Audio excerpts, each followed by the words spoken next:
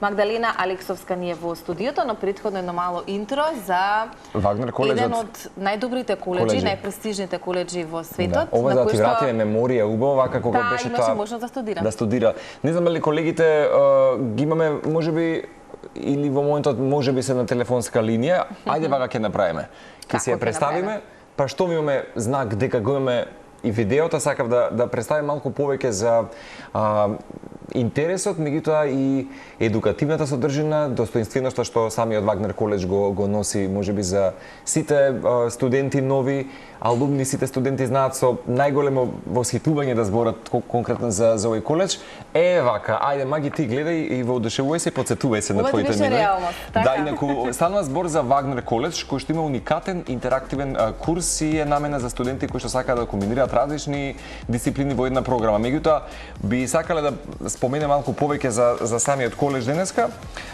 Кампусот се наоѓа на врвот на стрмна планина, маги, така што значи дека има неверојатен поглед кон целиот Њу Јорк и заливот Њу Џерси. Во исто време кампусот е во близина на метро станица што го прави и лесно достапен за сите студенти кои што сакаат да патуваат во центарот на Њу Јорк.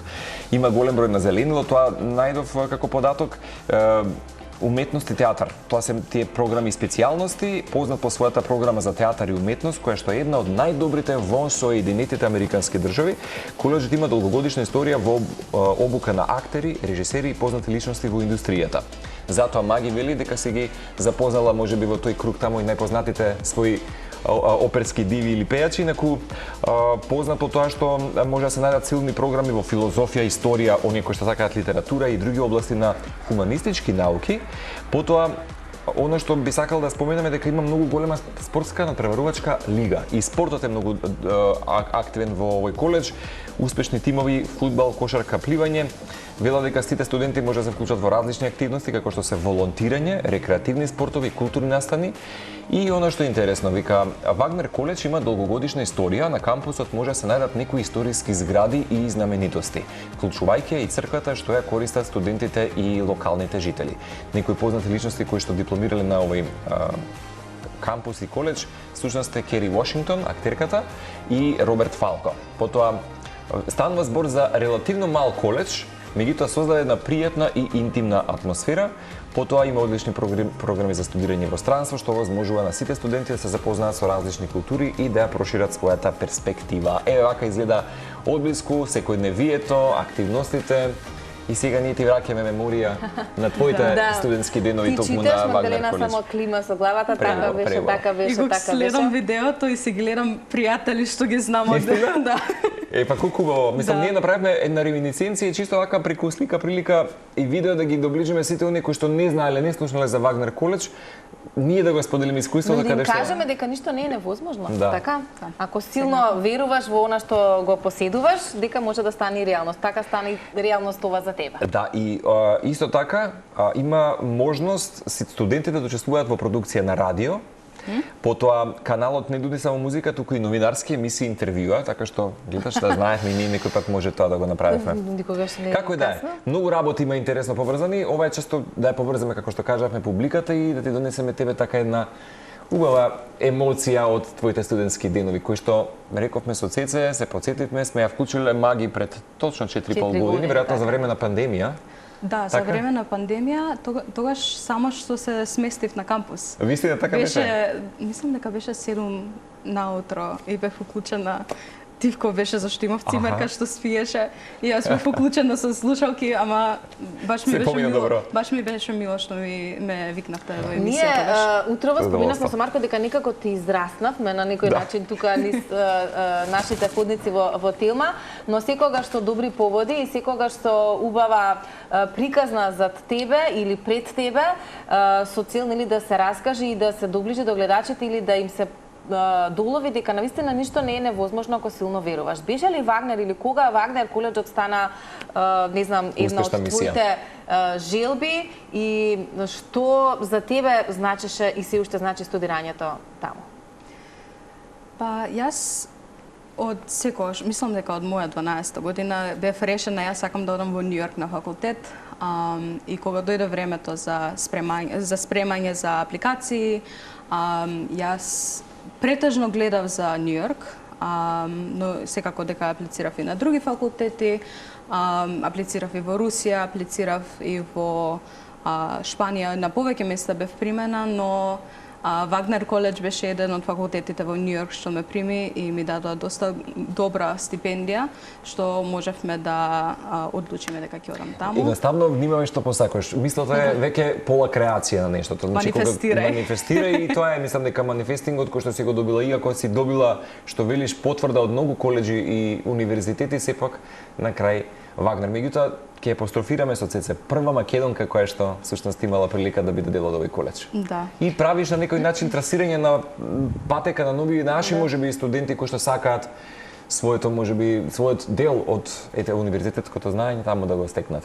И ако ни кажеш сега во овие спакувани 4-5 години Њу Јорк живење, меѓутоа и самиот Вагнер коледж, ова што го гледавме, вистина е интимен, убав мал театар и коледж? Да. Вагнер коледж е многу помал факултет во споредба со големите амерички факултети што сите ги знаеме како Харвард или било кој од тие Ivy League што се.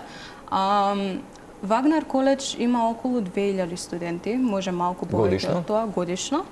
И факултетот е доста преубав, изгледа како да си во Хогвартс, како од Хери Потер. Баш го имав како прилика да го погледам, особено баш. Да. Исто како од филм да излегува. Еден од филмовите што е снимен на факултетот е School of Rock. Вистина? Да. Имаме во кафетеријата е сниман. Тој е мюзикал филм, тоа е фантастичен, да.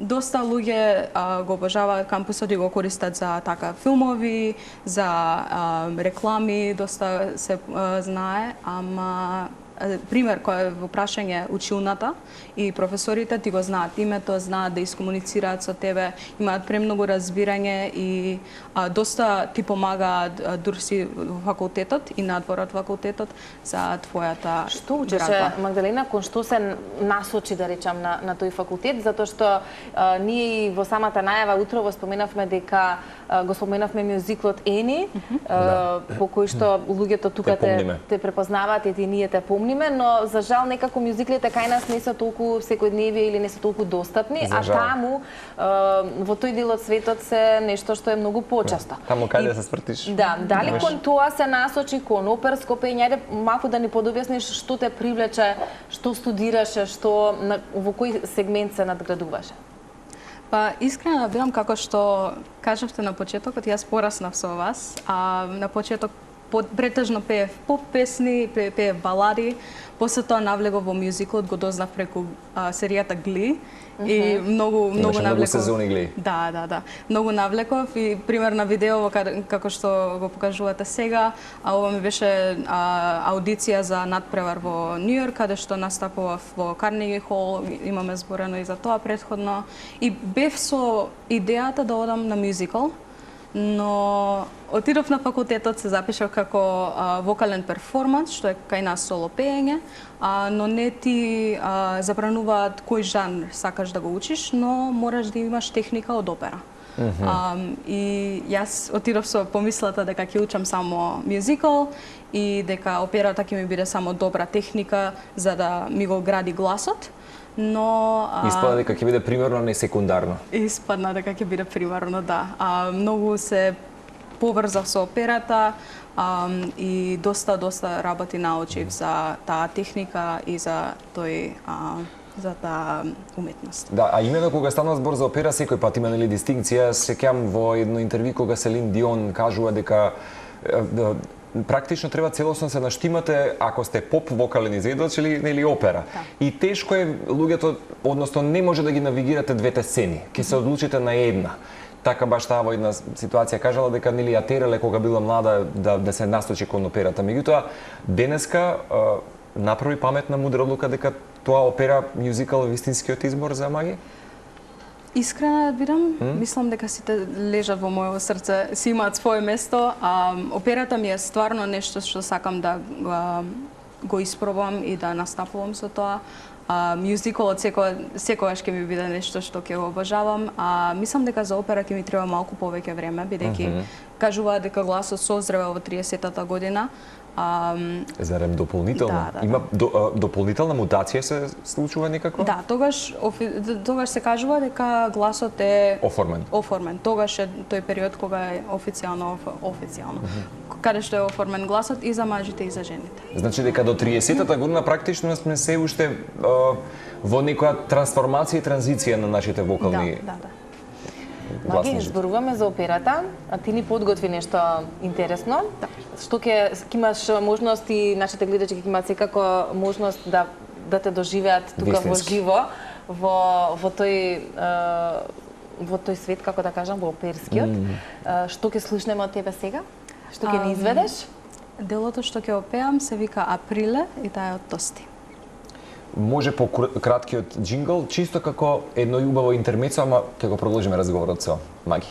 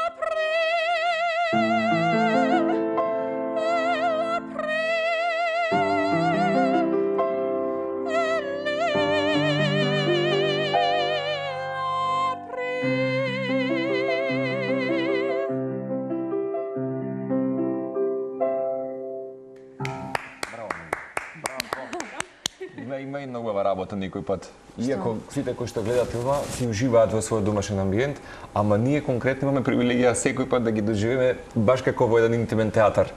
Опера, благодарение на нашата Магдалена, како што кажавме, првата музичарка. Јас те замислувам на таа сцена таму. Апсолутно, има една експресија, длабочина, нели, погледот со очи. Што значи Бродвеј и Метрополитен опера да ти бидат на некој начин секојдневие низ изминативе години? Како во сон. Исто е како во сон. Остварување на сонот. Да, остварување на сонот. Во Метрополитен опера, како што почнав, мислам дека беше како што завршивме со тренингот за како да се работи таа работа, за праксата. Како што завршив, мислам дека ми беше вториот ден. Јас се симнав доле во кафетерија и со мене имаше некоја жена. Не ја знаев, а јас тој период со сите што ќе ги запознавам, сите што ќе ги сретнам се запознавав и им кажував јас сум Магдалена, работам таму и таму. И она ми кажува јас сум Александра. И јас се збунив, искрено да бидам, и кажав а каде работите? Вика јас сум една од артистите. И не ми ни текна во моментот, бидејќи немаше шминка, баш беше облечена како на проба. И ми кажа дека минатата сезона ја играла Турандот и Мадама Butterfly. И кога ми го кажа тоа, мене ми светна и ми текна одма дека тоа е Александра Курзак, уствари. Позната полска оперска пејачка. И ме примети дека имам акцент. Ме вика, од каде си? Од наши ме предели си. Јас викам македонка. И вика, јас сум од Полска и многу фина и кажав дека сакам опера да пеам, дека сакам да бидам во овој свет. И она беше премногу позитивна и Кои други вака поголеми твои идоли ги имаш запознаено во Метрополитен операта? Во Метрополитен опера ја запознав Надин Сиера, која што ми е една од главните идоли. Во моментов таа е на Метрополитен опера исто така. Ја следам од кога навлегов во овој свет и не можев да изустам збор првиот пат кога ја видов, од толку многу што бев шокирана. Блокада. Буквално блокада, ама баш ми е мило што ја добив таа шанса да ја запознам. Да, интересно е, Њујорк е практично секојдневие среќавање со сите оние кои што некој пат ги гледаме нели на големите филмски платна, на сите тие да речеме културни модни знаменитости и тоа е баш секојдневие за нели човекот или оној кој што е жител нели и живее таму. Меѓутоа како студент, кои предизвици ги сретна и ги надмина како студент во Њујорк? Искрено, културен шок постои, знам. Културен шок, да. Би кажала дека првата година би беше најлесна и последната година би беше најлесна, да. Бидејќи првата година, првиот семестар бев онлайн, и од дома учев од 3 до 3 вечер имав 3 попладне до 3 вечер имав часови, ама сепак бев дома со моите, разговарав, секојдневие ми беше да бидам дома, само што бев онлайн таму. После тоа како што отидов во Вагнер, тоа беше вториот семестар. Тоа ми беше како доживување комплетно, бидејќи се ми беше ново, се ми беше само од филмови што сум гледала или тоа што сум го сакала цел живот. Втората година веќе почнаа тие предизвици, каде што требаше да се соочам со културниот шок и со начинот на кој што они функционираат како професори, како факултет општо, бидејќи многу е поразлично неголи како се учи тука. Они се многу доста бараат работа, не се многу разбираат. Ако не можеш ништо да го пратиш на време или да го завршиш на време, има пракна толеранција, меѓутоа се амбициозни за студентот да го има својот најголем потенцијал да го и исто како што имав, дури бев во Македонија цело време, имав премногу мојот распоред беше премногу зафатен, цело време имав некои обврски, но како што отидов на Вагнер, сватив дека мене никогаш не би бил толку многу зафатен распоредот како што ми беше таму. Да, бидејќи без да си го запишам цел распоред на денот, ќе заборавам се. Вистина. Требаше да научам како да се организирам самата, да си го организирам своето време, бидејќи како што рече на почеток, многу убаво го објасни факултетот и многу убаво ги покри сите делови што ги пружа, да, меѓутоа ќе се сложиме вака, ти најдобро ќе ни го посведочиш, потврдиш дека ги развива лидерските вештини кај младите студенти од секој аспект, дали ќе се бавите со уметност, култура, спорт или историја и така натаму. Да. Значи, претпоставам дека вистина ги развива потенциите кај сите студенти. Дефинитивно. Јас бев на факултетот, бев дел од акапела група, каде што почнав како дел од групата, но завршив како музички директор, каде што јас ги држев пробите и ги аранжирав песните. Исто така имав шанса да бидам дел од тимот за мечување. Вистина? Да, тоа беше многу интересно искуство. Година дена бев дел од тимот за мечување. Исто така имав направено свој клуб, каде што јас бев председател на тој клуб, беше за интернационални студенти да најдат да имаат свое место на факултетот каде да се здружат, да се спојат за да може да си се разбираме, да си помагаме. Бродвеј е поинаква приказна. Тоа сигурно, но е желба на многумина. Да се настапи на таа да бидеш на таа сцена, да ја доживееш таа сцена, макар и нели и во публика. Еве и од искуството на Марко, нели тешко се наоѓаат и карти. О, да, и мисля да се котираат цените. Што значи да? Има начини преку тикет, мастер тикет или како е? Таму да има многу ситници што ги знаат студентите, бидејќи сакавме многу повеќе да одиме, ама многу се скапи картите. Премногу се скапи картите. Колку пати имаш подено на Бродвеј? Што за тебе таа сцена значи? Верувам дека си уште ти е желба да бидеш таму, да. Затоа што мюзиклите исто нели пред малку кажа, во срцето ги носиш повеќето работи и веројатно за сите има помалку место. Да. Мислам, јас во секој случај ги работам и двете и джезот ми е некако многу мил, но за Бродвеј сум била некои 10 пати би рекла, може малку повеќе од тоа. Дали Lion King го гледаше? Не сум го гледала. Вела дека најдобриот мюзикал направен, создаден, иако нели сите тие некако се привлекуваат со своји посебни продукции и кореографии, меѓутоа Lion King секогаш стоеше дека the best musical Broadway show. Најдоброто бродвејско шоу. Мислам дека тоа е најдобриот бродвејски шоу за сите години. Мислам дека кој да отиде ќе биде презадоволен. Бродвеј викаат дека има некоја Бродвеј магија кога ќе отидеш, бидејќи толку е нереално, како пример за Аладин, како лета, како се вика, килимот како лета. Или пак гледавме еден мюзикал со Грант Гастин, тој што беше на серијата Флеш. Тој беше во Water for Elephants, се викаше мюзикалот, и имаше премногу акробатски движења, се фрла луѓе во ветер. Јас го погледнав да речеме Harry Potter and Cursed Child. Тоа е исто така продолжението на Хари Потер, каде што го има своето дете и така натаму, меѓутоа тоа што велиш ти, самата сцена не само што изискува многу енергија, вела дека ниту еден од актерите колку и да се чувствува можеби еден од потиштено, го дава максимумот затоа што секој еден од публиката е премиера. И на секој сака да му направат премиера додека се гледа бродвејското шоу. И каде да се свртите, практично вие гледате Бродвеј околу вас. Да, не знаеш кој ќе ти биде во публика. Мора секој пат кога ќе излезеш пред публика, дали е мала, голема, не е битно, мораш се од себе да дадеш. Тешко се влегува, добро што те прашаат Цеца, бидејќи вистина мислам дека за многумина бродвејската сцена е, нели, можеби најголемиот престиж кој што ќе се има во животот. Знам дека фронтменката на Pussycat Dolls, односно Никол Шерцингер, за прв пат во својата кариера застана на бродвејската сцена и вели дека тоа е нешто што го сонувала и го остварила на свој веќе 50 години.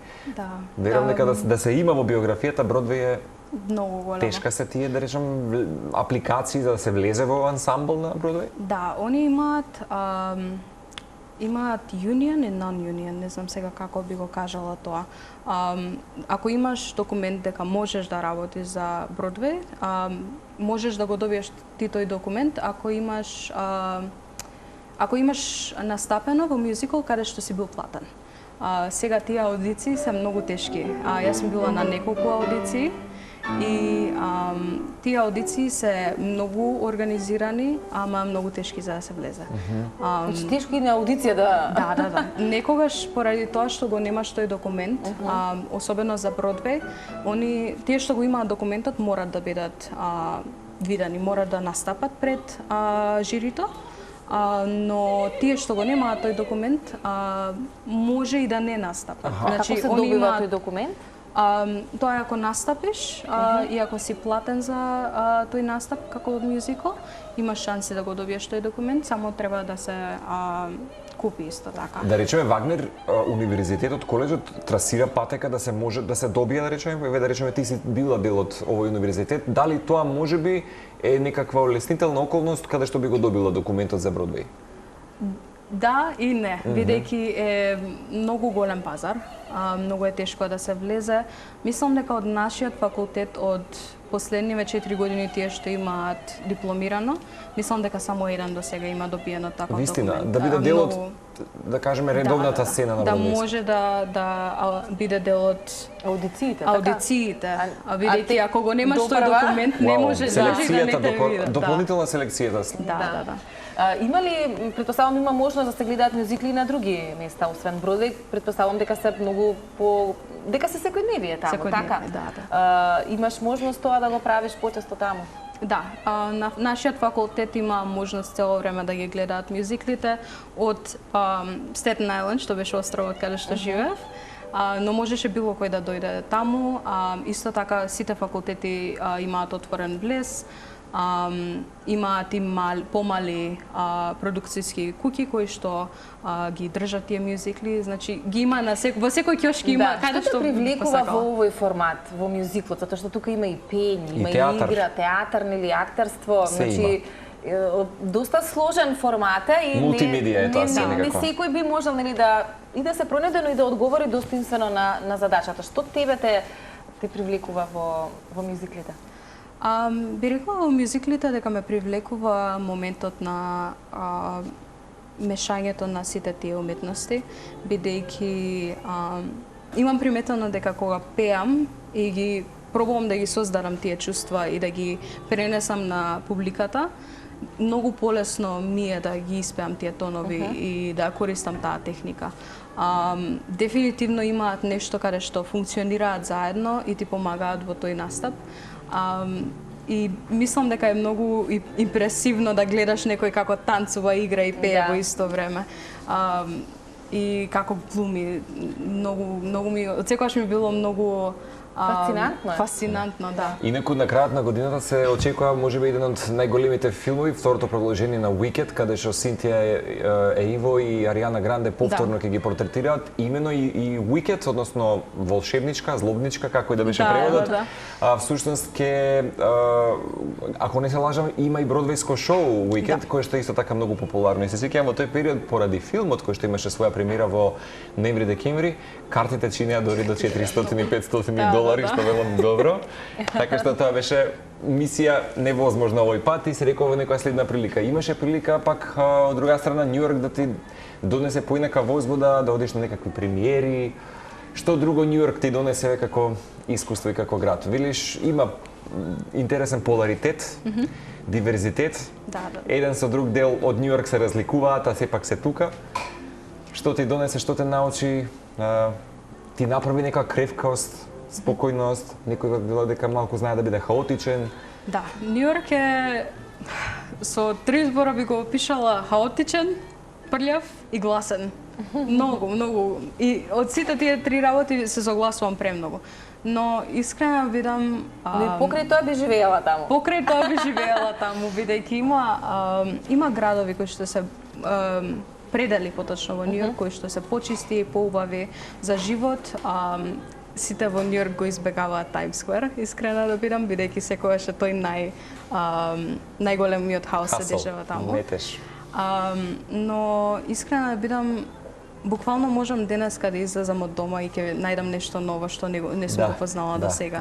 Утре ќе отидам на некое друго место што не сум го познала до сега. И тоа е возбудата што тоа е возбудата, да. Мислам дека неговата динамика велат и разновидни култури, диверзитети, вистина ти ги отвораат во секунда очите. И да сакате, и колку и да сте можеби изгрчен, и не сте можеби доволно отворен за светот, во вистинска метафорична смисла, ако би го артикулирал дека Њу Йорк веднаш ви прави аха, тука сега мора да се промени нештото. Да.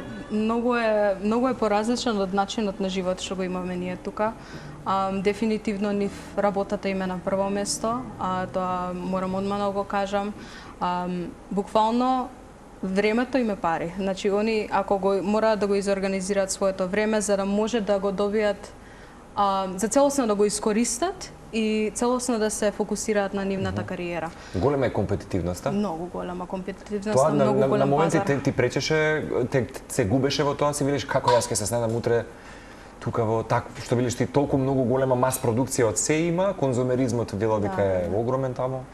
Нормално е да имаш такви моменти каде што дали ќе се пробијам, дали ќе добијам работа. Пример, јас за моето работно место во Метрополитен опера предходно аплицирав на над 500 работни места. Да, Маги ни открива на сите кои што сте на Телма дека со Цеца ја прашавме дека аплицирала за работа 500 работни места се ги пратила својата апликација, само 6 мина одговорија. Само 6 мина одговорија, кои беа интервјуа.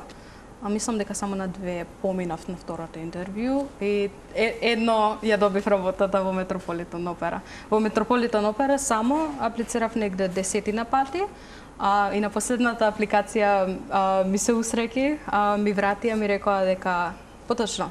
Ми вратија дека немаат работно место за тоа што сум аплицирала, бидејќи веќе имаат одбрано кандидат. Но им се допадна многу моето резиме и ми кажаа дека ќе ме представат на другите како препорака. Како препорака, да. Дека ќе ме препорачаат на друг департамент. Кои се критериумите вака од она што можеш да го забележиш при самото аплицирање, еве? Ако седнеме сега и да сакаме да понудиме или себе да се понудиме на пазарот на трудот како работна сила, бидејќи нели кој знаат колку се таму милиарди луѓе им пристигнуваат нив покани за работа.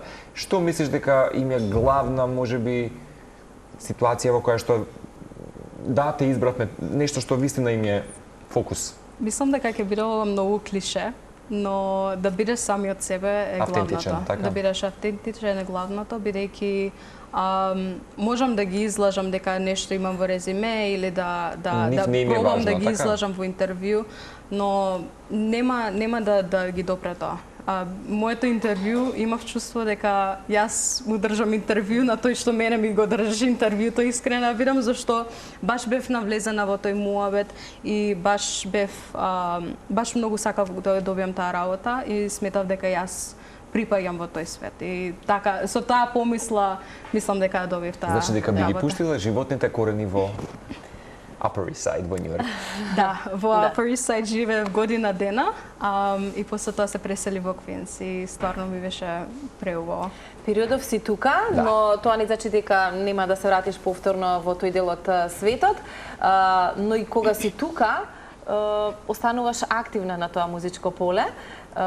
Еве, имаш веќе некоја закажана свирка, па ќе можеме заеднички да ги поканиме луѓето да дојдат и да уживаат во една џез верзија од тебе, затоа што напомена мюзикли, опера, но и џезот е тоа нешто што исто така сакаш да го правиш. Да, во моментов имам закажана свирка за нареден петок во Шума, тоа е кафич во Портавлај.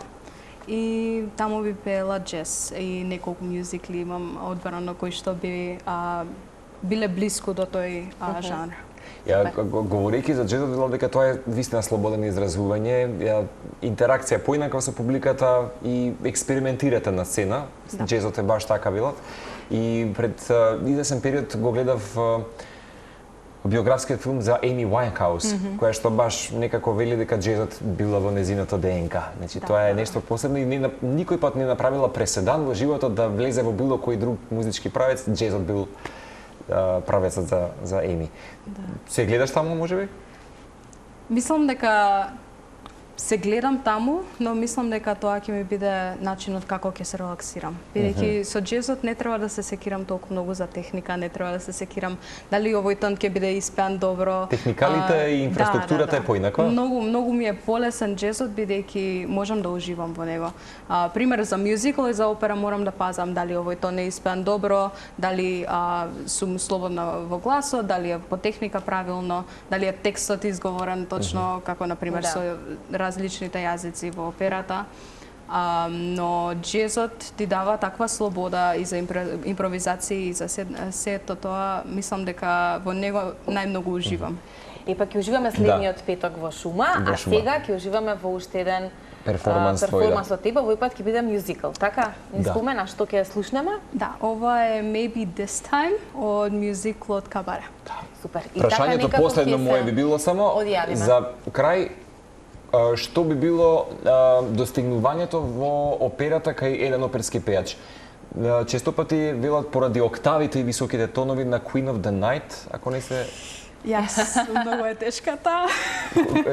Која е причината? Поради навигирањето на самата техника на вокалот, веднаш да има некакви осцилации, не знам али... Тоа е се вежбање, прво и основно, а втори основно е каков глас ти е даден од раѓање, бидејќи не секој глас ќе може да го испее тоа, бидејќи има различни гласови, дали е драматичен, лирски, колоратурен, сопран, мецо-сопран, се зависи од тоа.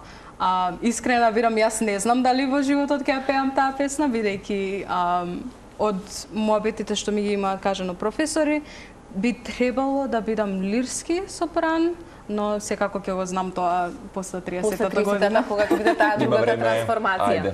Магдалина, ти посакуваме многу успеси.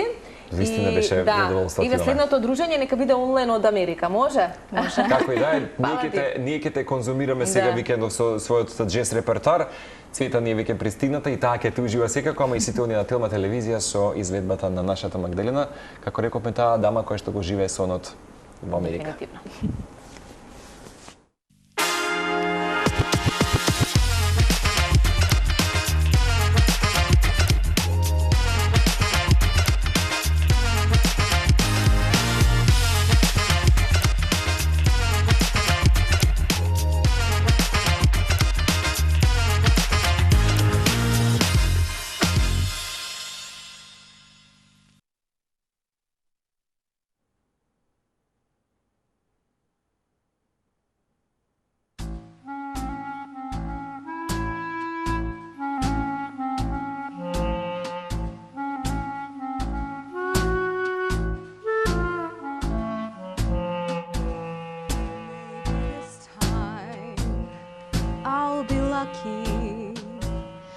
Maybe this time he'll stay.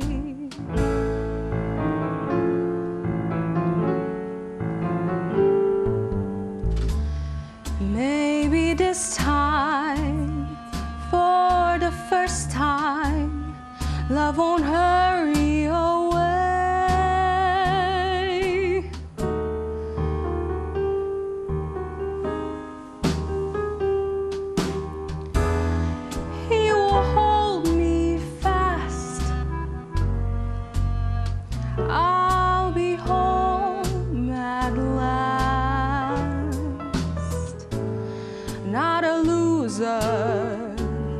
Anymore like the last time or the time before.